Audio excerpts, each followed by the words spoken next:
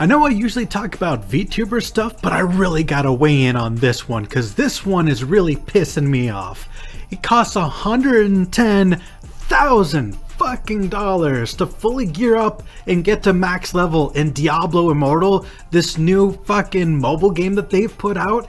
And for one, I despise mobile games for their microtransactions as is, but the absolute blatant greed of absolutely requiring you to pay money to progress through the story in this mobile game, it is ridiculous. This is not new, but it is one of the worst examples we've seen in recent years. Everyone has been talking about this, even Asmongold has exposed them for how predatory this game is. And if you don't believe me that it is absolutely exploitative how intense the microtransactions in this game are, they've made $24 million in 2 weeks. Because of course it has. There's absolutely no reason for this game to be this expensive for a game that, mind you, is supposed to be free to play. And I really want to highlight this moment in the article right here. It would take 10 years of playtime for a free to play player to fully kit out a character in the game's current iteration. 10 fucking years. I don't know anyone who wants to spend 10 years of just straight grinding just to get through a story.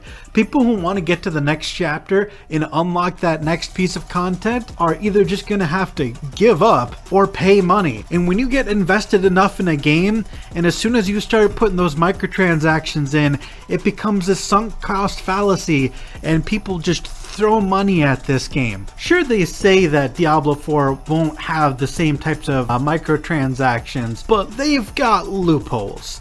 Immortal's game director says that this game doesn't sell gear, but that's because the extremely powerful legendary gems with all the stats and abilities of gear are not technically gear. So he's just straight up lying that you don't buy gear and you're not going to have microtransactions. This is such a blatant and obvious lie. So you might think this is going to stop at mobile games, but there is a very real chance that even mainline games like Diablo 4 are going to have microtransactions and loot boxes and all this predatory bullshit that everyone is sick of. This has to stop. But that's my 2 cents. You gotta let me know what you think in the comments down below. But aside from that, I hope you enjoyed the video. Bye guys!